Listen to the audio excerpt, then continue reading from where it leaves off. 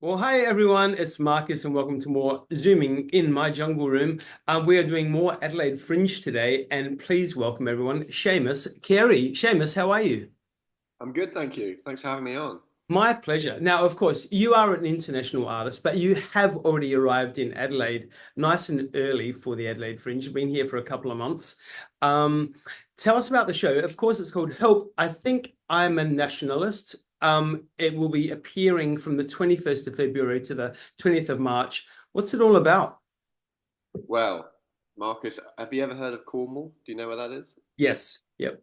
Because you'd be surprised, a lot of people don't, which is fair enough, really. I'm from Cornwall in the UK, which is right the most southerly point, the last bit of land before it ends, and hence why there's Land's End there. And I made a podcast about 4 years ago about the problems and the sort of culture wars and social issues in Cornwall. And during that time, I was looking at tourism and gentrification and um, overpopulation and problems to do with xenophobia and racism in a rural place. And I got really fascinated by the topic of Cornish nationalism. And I think, for broadly speaking, for most people, the word nationalist is a bit of a dangerous word, right? To be a nationalist maybe doesn't have the most positive connotations sometimes. And what I was surprised by finding and meeting Cornish nationalists, that there seemed to be a different angle. I seem to agree with all these people. They were kind of lefty, liberal people that had very progressive views, and yet they also called themselves nationalists. And in my mind, that just didn't make sense. So I went on the journey to kind of unpick and explore the pros and cons and what does the word nationalist mean to different people, coming from the perspective of a small place which has got historically um, a sense of identity and sense of self which has been kind of oppressed by England. A bit like I don't know, whether your listeners will know about the history of Ireland and Wales and Scotland, but England is the baddie often in that narrative, and it was the dominant force that oppressed these small minority nations. And Cornwall is one of them, but it's kind of just lesser known. So I come at it from that angle, but then I ask the audience, what does nationalism mean to them? And we have a lot of thought-provoking conversations. Let me just turn off my phone for a second. Fun fact, Seamus. I remember when I was in primary school, and one of our teachers told us that we were going to do an essay, and we were going to do an essay on Wales. And I got dreadfully excited. Um, Turns out it wasn't the fish in the oceans. It was this country that I knew nothing about. So I did my research. I know a lot about Wales these days and the ones that live in Yeah, the anyways, that's cool. Adelaide Fringe. Have you done it before? No, never before. I'm Wow. very excited to be here. It's my first time, and this is the kind of international premiere of the show. We've done it a lot in the UK, and Yep. we've done it in Scotland, and we went to the Edinburgh Fringe last year. We've done it up and down the country, but it's first time we're playing to an overseas audience, which is very exciting.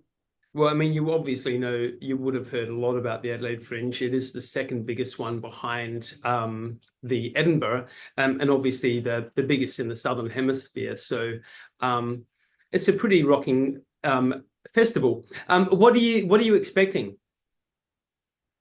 I'm expecting probably to get very tired, if I'm honest. Because yeah, I mean, it's a lot of shows. You're performing over two venues. One is called the Stables. The other one is the Goodwood Theatres. Goodwood Theatres a great venue down there. You're going to love it. Yeah, like I said, 21st of February to the 20th of March, and there's a good scattering of shows amongst all of that. Um, have you had many friends that have performed in the Adelaide Fringe before? I'm sure you have. you know, none come to mind. Okay. None come to mind. I became aware of the idea of coming here a couple of years ago because I do know a lot of UK performers will do the Edinburgh Fringe and then they'll come down here. They'll do Melbourne, they'll do Adelaide, and then they sort of do this lovely sounding cycle. This Yeah. circuit year in year out. Yep. And I thought, well, that would be lovely to not have to spend a cold, damp winter in Cornwall. I'll come to Australia. Um, yeah, Yeah, it feels sort of similar and different at the same time. Well, pretty sure you're going to get addicted to it, so you will want to come back every year, 100% Hmm. hands down. I can guarantee that. But everyone that I talk to that comes back to the Adelaide Fringe, or anyone that even lives in Adelaide and is participating in the Adelaide Fringe, always says that every year at this time, it's the year when everyone just has this great big family reunion as such, where everyone just gets to say hi again, all in one space, which is great. The energy in Adelaide is amazing. Um, Mm. like we just said, you've been in Adelaide for 2 months now, and the energy level just amps up so much more. It's incredible. So obviously the first time in Adelaide so far, over those couple of months, what are some of the places that you've really enjoyed visiting and seeing, whether it be the bars, the beaches, the restaurants, cafes, whatever? This is a good question, and I'm very bad at remembering place names, and because I feel a bit overwhelmed by having to remember all the places I've been to. I mean, I will say that since I've been here, I've not just been in Adelaide. I've been touring with a male voice choir called the Spooky Men's Chorale, who are from the Blue Mountains. Oh yeah. And so when I first arrived, I did a tour with them down the coast of New South Wales, and I've just got back from doing a tour in Tasmania, which is brilliant, and it's such a nice way to see places that I probably wouldn't go to necessarily had I not, gone there for a gig. Yep. I probably wouldn't go there as a visitor. In Adelaide, it's funny. I'm getting used. I'm sort of getting used to the cool places. I've been spending time in Norwood. I'm living in Prospect, and I spend a lot of time in the swimming pools and the cinemas. That's where you can find me. So shout out to Unley Swimming Pool. That's a big thing. I just want to say, which does not exist in the UK. Outdoor swimming pools is not a cultural thing, Okay. and when I travel and tour, I love going.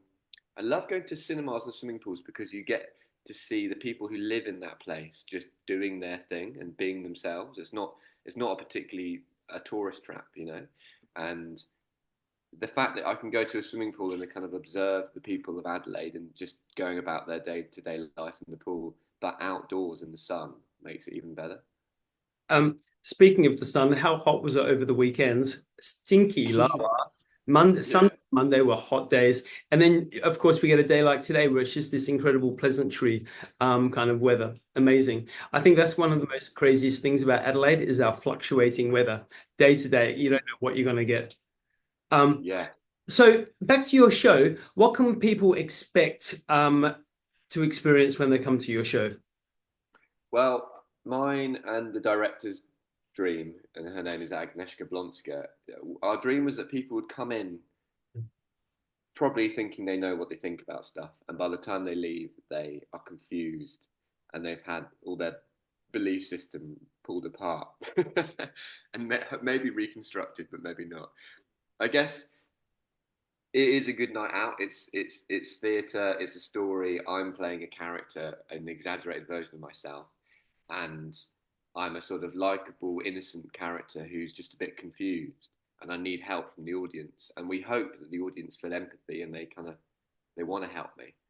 And then as the show goes along, you realise that actually all is not as it seems, and it's been a bit more constructed and kind of it's a bit more layered than you might think. And the reason we wanted to bring it here is because the show is about identity and sense of belonging. And every time we tour it to a different place, the audience react in a different way. We have different because I literally ask the audience questions. I get them to shout out words, and we write them up on the screen. And every night that screen is full of different words. And the conversations that happen afterwards, like we've had people get cross with the show. We've had people um, have talking sessions after in the bar because they've all come out with all these ideas and questions and they need to sit and gather. Wow. And that's I think for me that's what I want to strive for with my art is making people think and come out maybe with a slightly different set of views. Yep. And bringing it here, let's not beat around the bush. Australia is an interesting place in terms of belonging and sense of identity and where are you really from and all that kind of stuff, which is what the show's about. So we just thought it'd be fascinating to see how Australian audiences react. Yep. Gotcha. How fun. I'm actually so looking forward to seeing it, because it sounds, I mean, obviously, you touch on it all with a bit of humor, tongue in cheek, a bit of comedy, all of that. But obviously very thought-provoking as well. Um, so please, everyone get out and support this show because it's going to be an absolute smasher. Like I said, at the Stables and the Goodwood Theatres from the 21st of February to the March the 20th. Produced by Adelaide's very own Joanne Hartstone, everyone, as well, who has got 14 shows under her belt this year. I don't know how she's going to do it. She's a busy woman, Seamus. Well, tell you what, Marcus, you don't want to see her spreadsheets. Oi, oi, oi. Well, we actually had her on my 5AA show with Kerry Ackermans just last Sunday, last Sunday. And she spoke very highly about your show. So that's where I was, very intrigued to have a proper interview with you as well. But like I was saying earlier, I think we should get you onto the 5AA show over the next couple of weeks as well. Absolutely. Fantastic. Well, thank you so much for your time. I'm so looking forward to seeing your show. Everyone watching, you can get your tickets through adelaidefringe.com.au. Before we go, I need to ask you one more question. All of your show images that I've been supplied, to run over this video, you're wearing a kilt. Is that part of the fashion? Is that part of the costume for the show? Yes, it is. I mean, I will say that I personally quite like wearing kilts, but the tartan of that kilt is a Cornish tartan. Yep. Because Scotland had its own tartan, and I think Cornwall wanted to be a Celt. It saw Scotland having these certain things that helped it really stamp its Celtic identity: bagpipes, kilts, music, food, and I think they invented the tartan in 1963, I think, and now people wear it at weddings, and Yeah. But I think when we're looking for the image of a Cornish nationalist, that's what came to mind. Of course, I mean, I need to ask this for the protection of the audience, but is it going to be scary for anyone sitting in the front row, if you know what I mean? It's not the kind of comedy show where I say, what's your name, what do you do, kind of thing. I don't pick on people, but there is audience interaction. I wouldn't say I pick on anyone individually. I sort of pick on the audience as a group, and we talk about othering, and so I sort of one half of the audience to that side and one half of that side. And no, I think you're all right. I think you're okay. You actually get a gift if you sit in the front row, which I can't, no spoilers, but you do end up coming out with something. You actually went to more of a safe space with my question. I was actually more so referring to, is there underwear under the kilt? Okay. Come on, catch up, Seamus. Yeah. Don't worry. There's some Cornish flag underpants. Yeah, there's a a sort of very unsexy striptease at one point down to my Cornish underpants. And well, you know what? I can guarantee right now, the moment people are seeing this, the tickets will sell out. Bang. It's game over. Sold out show all across Adelaide. Seamus, what an absolute... Oh, you've got coffee too. Same, snap.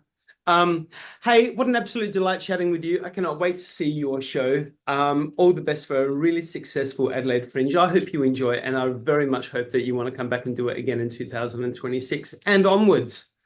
Seamus, thank you very much, Marcus. I'll see you very soon.